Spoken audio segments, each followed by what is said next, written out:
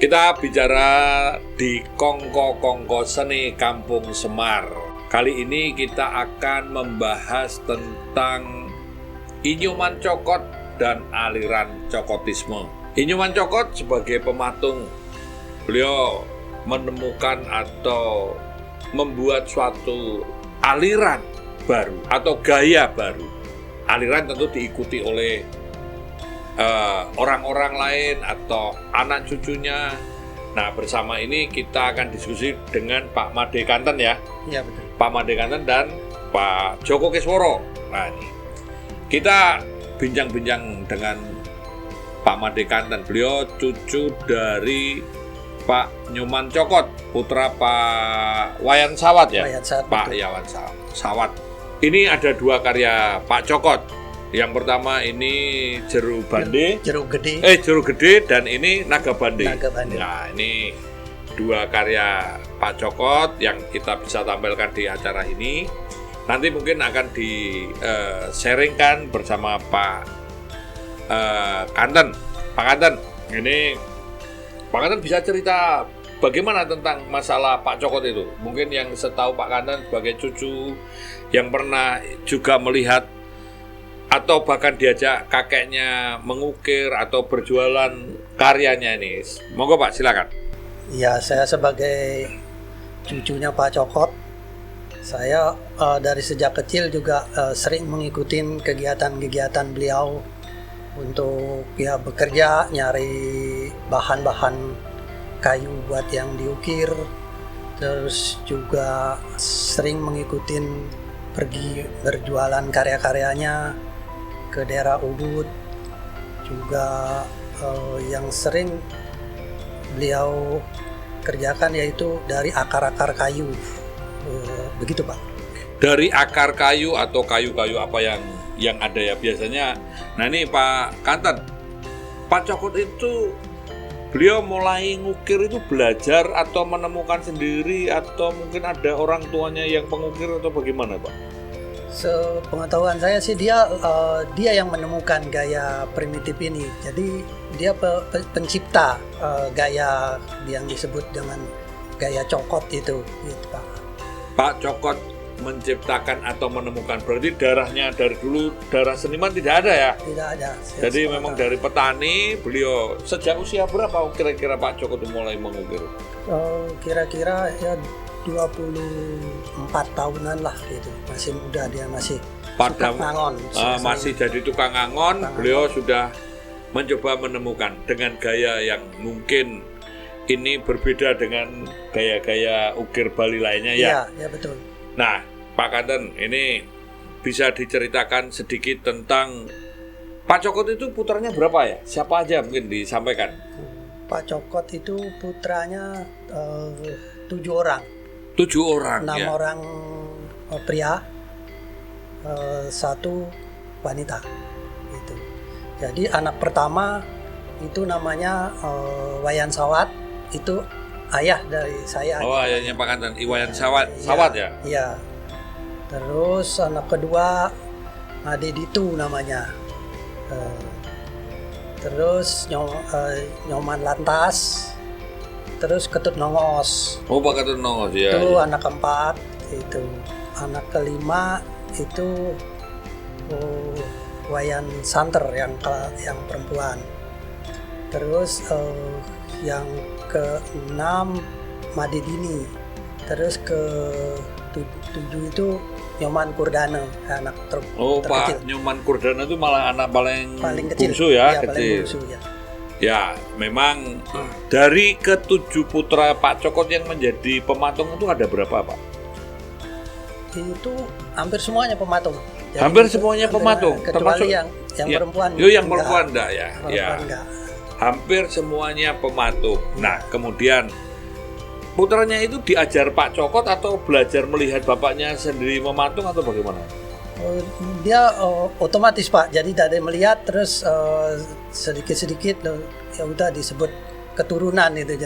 Jadi keturunan Pak Cokot itu juga tidak belajar melihat Pak Cokot membuat patung. Iya. Ke-6 putranya yang laki-laki mematung. Nah, di antara putra-putranya ini yang paling banyak mematung, yang mengembangkan terus ada berapa Pak? Yang mengembangkan itu tentu saja Pak Sawat ya, bapak saya. Terus Pak Nongos, terus Pak Lantas juga. Itu yang aktif itu 3 sampai 4 orang ya itu yang. Pak Kurdana juga termasuk termasuk Kurdana juga yang paling kecil. Nah, gaya Pak Cokot ini menurut penilaian Pak Kanten ini sebetulnya apa sih sebetulnya cara Pak Cokot itu mengukir? Mungkin punya gaya, punya imajinasi atau temanya itu bagaimana Pak? Dia biasanya dia itu spontanitas dia bikin karyanya itu ngikutin bentuk-bentuk kayu terus dia tentang apa yang dia lihat dia di kehidupan alam ya itu yang dia tuangkan. Di samping itu juga tentang ada juga itu tentang dewa-dewa yang disebut misalnya Garuda Wisnu, Satu Ngempu atau Trimurti, banyak lagi yang dia ciptakan sendiri itu. Jadi Pak Cokot itu memang apa yang ada di imajinasinya, apa yang dalam pengetahuannya, apa yang dalam cerita lontar begitu ya, atau berkaitan dengan keyakinannya yang beragama Hindu, juga lihat dari bentuk kayunya. Bentuk kayunya. Ya. Jadi beliau membuat tidak dengan merekayasa kayu, apa aja dah. Apa yang dalam benaknya spontan dibuat begitu ya. Ngikutin bentuk kayu. Ya, artinya ini secara ekspresif begitu ya. Ya. Nah, Pak Cokot ini awal-awalnya kan memang tidak langsung sehebat yang diakui sekarang ya. Awalnya pasti juga belum dianggap atau diterima masyarakat banyak atau publik. Ini ceritanya gimana proses Pak Cokot ini sampai bisa terkenal bahkan melegenda? Ya awal dia mengerjakan patung terus sampai penjualan itu memang penuh dengan lika-liku lah. Pertamanya memang dia karyanya itu sering dicemoohkan sama teman-teman. Waktu dia bikin patung di ladang itu bikin patung apa itu dari pertama kalinya begitu, daripada bikin itu mendingan kamu ngurusin sapinya aja gitu. Pak Cokot tetap aja dia mengutak-atik kayu itu dari satu alat itu pakai arit dulu, pertamanya pakai arit gitu yang buat motong-motong rumput. Udah gitu tapi dia terus saja berkarya. Udah begitu dia udah dapat berapa karya, dia coba itu pasarkan daerah ke perkotaan istilahnya di Bali itu daerah Ubud. Cuman tetap aja masih orang nggak menganggap itu karya patung gitu. Dia tetap aja dia berkarya terus lagi, pulang lagi, coba lagi, nggak laku juga terjual di Ubud. Kadang-kadang dititipkan di sebuah rumah makan itu, di situ dititipkan patung-patungnya. Terus dia pulang lagi ke kampung bikin lagi. Nah akhirnya ketemulah satu orang Toris namanya tuh kalau di Bali disebutnya Toris itu. Ketemu Hans Snell namanya itu di pelukis juga ya, pelukis seniman Hans Snell itu. Nah dia malah memberi semangat gitu. Jadi bukan seperti teman-teman yang sesama pemahat ya, suka mungkin juga dia tidak mengerti apa maksudnya itu, mungkin begitu. Cuman selalu jadi ledekan gitu. Tapi Cokot sendiri terus bekerja aja, tidak memperdulikan cemoohan dari teman-teman itu. Akhirnya dengan semangat dari Master Hans Snell itu dia terus diperkenalkan dengan seniman-seniman lain seperti Blanco, waktu itu Blanco juga, terus sampai ke daerah Sanur juga si Pandi itu Pak, dari Master Pandi juga orang bule. Jadi memang perlu ada dukungan dan pengakuan awal memang dari Hans Snell gitu ya, yang Ya. menyemangati, termasuk Snell, Antonio Blanco. Blanco dan juga Pak Pandi ya. Pandi. Ini juga Di sana. seorang dari mungkin turis asing yang Ya. ada di Bali. Ya, Nah, komitmen dan konsistensi Pak Cokot ini menguatkan. Beliau punya keyakinan walaupun pada kondisi yang belum mendapat pengakuan, Iya. tapi terus menerus beliau tetap yakin, penuh keyakinan ya. Nah, menurut Pak Kanten ini ada cerita-cerita yang menarik yang mungkin belum diketahui publik tentang Pak Cokot apa? Pak Cokot punya kesukaan itu metajen, Pak. Metajen Ya. itu memang hobinya di Bali itu memang sering itu upacara itu pasti ada tajennya. Upacara di pura itu pasti ada tajennya. Ya itu yang dia suka pergi sama saya. Jadi Pak Cokot ini memang komitmen dan konsisten. Nah, ini sekarang kita membahas sampai aliran Cokotisme nih. Ya. Cokotisme dimulai tentu waktu Pak Cokot masih hidup, putra-putranya sudah mulai matung juga, ikut mematung. Sebagian sudah, beberapa orang itu masih hidup. Yang itu Pak Sawat, Pak Nongos, Pak Lantas, itu 3 orang itu udah mulai. Terus setelah udah lamaan mulai Nyoman Kordana mulai itu. Jadi waktu itu putra-putra sudah mulai mengembangkan ya. Nah, Ya. aliran Pak Cokot ini kan memang seolah-olah memang tidak di finishing gitu ya. Selesai ya, sudah begitu aja. Nggak dicari mau kasar mau enggak. Ya. Beliau tetap sudah begini saja finish begitu ya. Nah, kalau dari putra-putranya yang tadi membuat atau mengembangkan, ini kan dulu pernah satu keluarga itu kayaknya membuatnya rame-rame gitu ya. Iya. Banyak membuat dan mulai besar-besar begitu. Nah, kayu-kayu apa Pak yang disukai Pak Cokot untuk dibuat patung ini? Pak Cokot yang paling dia senengin itu kayu gintungan namanya. Kayu gintungan. Kayu gintungan itu kalau di Jawa ada nggak kayu apa?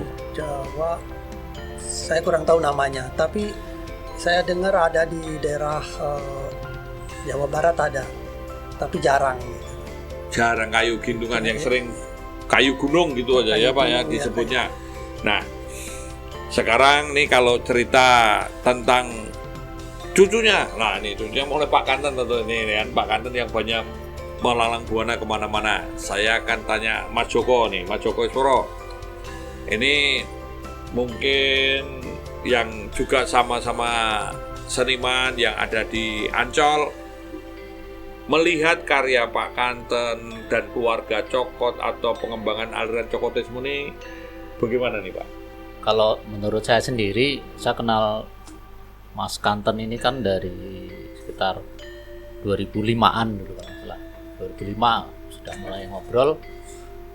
Jadi yang saya rasakan sendiri karena bertetangga Pak Mas Kanten ini mematung dan saya melukis.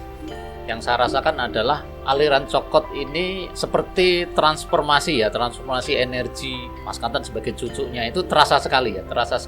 Ke cucunya ya, terutama Mas Kanten yang dekat dengan saya itu memang sangat terasa ya. Jadi mungkin tidak hanya bentuk, akan tetapi metode pengerjaannya itu terasa sekali ya. Dari gestur-gesturnya gimana membuat pahatan-pahatan itu. Jadi secara mungkin kalau orang awam melihat agak sulit memang. Tapi kalau saya bertetangga gitu kelihatan gitu, oh Cokot seperti muncul ini taksunya, ya, muncul ya. seperti taksu. Jadi kekuatan Cokot juga mengalir kepada Cucu anak merasa. cucunya ya. Nah ini kita kembali Pak Kanten. Pak Kanten, yang mengerjakan atau yang mengikuti aliran Cokotisme ini ada nggak di luar keluarga Cokot sendiri? Ada Pak di daerah Jasan itu namanya, itu hampir setengah desa itu bikin gaya ngikutin jejaknya Di Cokot. desa Jasan ya? Iya, desa Jasan namanya. Di desa Jasan itu hampir semuanya juga mengikuti Iya. gayanya Pak Cokot Iya. begitu ya. Nah, memang ketika orang Bali ini kan masyarakat paguyuban ya Pak ya. Paguyuban. Jadi membuat karya itu ya tidak memikirkan dibuat haki lah apalah, tapi tetap Iya. disebarkan saja Iya, ya iya. mereka. Kira-kira sampai sekarang orang di Desa Jasen masih meneruskan cokotisme atau enggak nih? Saya kira belakangan ini udah nggak lagi meneruskan gitu. Kalau dari keluarga saya tetap aja masih cucu-cucunya masih Jadi mempertahankan. cucunya ya yang sekarang masih mempertahankan Pak Kanten, ada Pak Pondal, ada Pak Gede, Iya. bahkan cicitnya juga mulai juga meneruskan ya. Iya, Ada iya. cicitnya juga. Jadi cicitnya Pak Cokot pun itu masih juga melanjutkan. Nah, kira-kira Pak Kanten ini kok bisa terdampar di Jakarta sendiri? Ini padahal teman-temannya ini pada pulang di Bali, ini ceritanya gimana Pak? Iya, waktu itu kan ada pembangunan galeri di Pasar Seni Ancol ya, tahun 1084. Itu satu keluarga pematung diundang oleh Insinyur Ciputra. Waktu itu masih namanya Pembangunan Jaya kalau nggak salah. Sekarang udah juga diganti Pemda kan di situ. Nah itu saya diundang untuk ngisi pameran pembukaan galeri itu di Ancol di Pasar Seni. Jadi satu keluarga. Jadi semua Pak Sawat, terus Pak Dini, saya ada ya 5 orang lah keluarga. Terus udah gitu selesai pameran di situ, saudara-saudara udah pada pulang. Terus saya diharapkan oleh Pak Ciputra tinggal di Pasar Seni untuk bekerja Melanjutkan gitu ya, iya, mengisi Pasar Seni. yang isi Pasar Seni Ancol gitu. Jadi berarti Pak Kanten ini dari tahun 84 ini 84, terdampar di ya. Pasar Seni gitu ya. 37 tahun Pak. Wah, 37 tahun. Cukup lama nih. Ini beliau kayaknya teman-temannya pulang, keluarganya pulang, bapaknya pulang. Dia tinggal di situ sendirian sampai sekarang. Sampai sekarang. Nah, memang saya pernah melihat di media di rumah atau kediaman Pak Ciputra memang banyak patung-patung model cokotisme gitu ya Pak ya. Iya betul. Kemudian di rumah Pak Afandi, pelukis Afandi itu juga ada tiang-tiang yang tinggi-tinggi itu Ya. juga model cokotisme. Itu yang ngerjakan Bapak saya Pak Sawat. Pak Saya Sawat yang termasuk ikut membantu itu ya. Ikut bantu masih kecil sih. Ya, waktu itu di kediaman Afandi itu di rumahnya Terus yang kayak lumbung. ya kayak Depan- daun pisang atau depan lumbung museum. yang ya depan museum ya. Itu besar-besar. Iya. Ada lagi di Taman Mini ya Pak. Taman Mini. Ya, Taman Mini, terus museum apa namanya? Seni rupa dan keramik. keramik ya betul. Di Museum Fathahillah juga ada Pak. Oh, ada. Nah, juga saya kira di istana juga ada tuh. Ada. Patung saya ada di sana. Di banyak tempat memang karya cokotisme atau aliran gaya cokotisme ini pernah berkembang pesat. Karya-karya Pak Cokot ini berada di Museum Leiden di mana-mana, dan kita semua memang wajib untuk menjaga, mengembangkan, atau setidaknya mencatat, karena ini suatu perjalanan sejarah yang tentu kalau kita tidak peduli ya bisa saja menguap ya Pak ya. Iya, betul. Lama-lama orang tidak tahu nih. Nah Mas Joko, ini kalau melihat mungkin Mas Joko juga selain tetangga juga mengamati seni gaya, mungkin ini golongan tribal art atau ya. ini boleh dikatakan patung yang ekspresif, ini juga sedikit magis. Nggak tahu ini apakah ini brut juga nih Mas? Ya sebenarnya karya seperti ini yang tadi dikatakan brut itu ya bisa jadi ya sempat brut itu kan karya-karya raw art ya, karya-karya kasar gitu. Akan tetapi memang karya itu kan berhubungan dengan jiwa senimannya gitu ya. Contoh sama seperti tadi ada aliran cokotisme atau membuat karya yang serupa mungkin stylenya dengan Pak Cokot. Saya rasa itu sah-sah aja, akan tetapi memang soul yang tidak bisa dibohongi memang berbeda ya. Membuat taruhlah karya tiruan seperti apapun, taksunya yang itu beda. tidak Memang bisa kena menurut saya.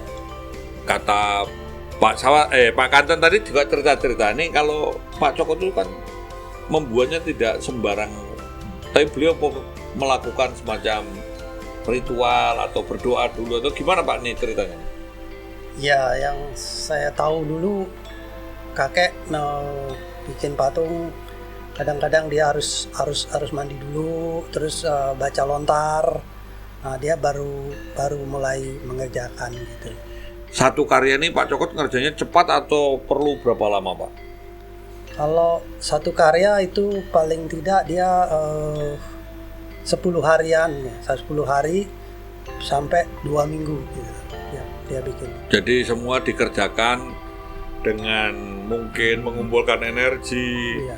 sambil mencari atau menggali inspirasi ya. Ya. Karena intuisi Pak Cokot sendiri langsung dituangkan begitu ya. Wes bentuknya mengikuti apa yang ada. Ngikutin. Dan alatnya tadi dimulai dari pakai arit ya Pak ya. Arit. Wah, ini alat-alat yang sederhana Ya. yang tidak mungkin karena bukan keluarga pematung juga nggak paham alatnya seperti apa gitu ya. Iya. Tapi dicoba dan mencari sendiri. Nah, kita semua paham bahwa ketika mempunyai seorang maestro yang luar biasa, ini perlu dicatat karena menurut saya nih, walaupun bukan dari keluarga seniman, bukan belajar seni, tapi mampu menghasilkan suatu karya yang luar biasa, karya-karya mahakarya yang terus berkembang dan bahkan ada yang mengikuti. Nah, ini untuk closing Pak Kanten ada pesan-pesan apa atau harapan kaitannya dengan Pak Cokot dan aliran Cokotisme ini gimana Pak? Saya berharap sih dengan adanya saya tampil di sini, berharap supaya nama keluarga Cokot itu masih ada dan untuk masyarakat banyak lebih mengenal bahwa Cokot keluarganya itu masih berkarya begitu. Berkarya terus karena memang saya kira ini era modern. Kalau kita tidak peduli, kalau kita tidak menjaga merawatnya atau nguri-uri, ya tentu akan hilang ya Pak ya. Mungkin kita hanya tinggal kenangan, tapi kita tetap lestarikan karena ini suatu kekayaan dan kekuatan bangsa ini. Nah Mas Joko, kira-kira apa yang ingin disampaikan untuk kaitannya kepada generasi muda, mungkin anak cucu Pak Cokot juga ya. Ini kan yang nonton ini kan nanti bisa lihat dan terinspirasi terus, bahkan mulai semakin mendalami dan mengenal siapa Pak Cokot dan aliran Cokot itu. Ya, jadi menurut saya memang gaya atau style Cokot atau karya-karya ya, Cokot yang mungkin sudah menyebar ke masyarakat gitu ya. Dan mungkin juga tiruan-tiruan Cokot ini tentunya itu tidak sesederhana yang kita pikirkan ya. Itu juga tidak mudah gitu, transformasinya tidak mudah.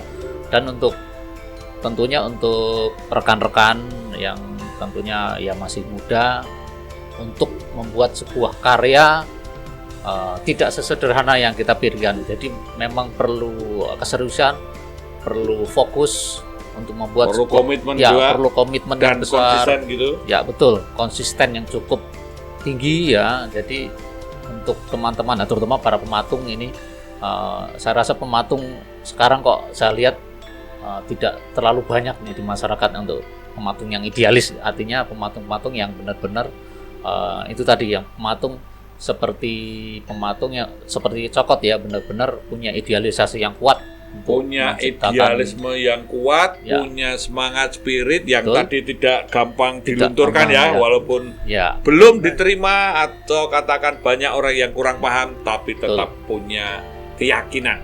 Karena inilah yang namanya taksu atau roh atau jiwa nampaknya. Dan ini kita terus berkesedihan karena seni merupakan suatu pilar kebudayaan.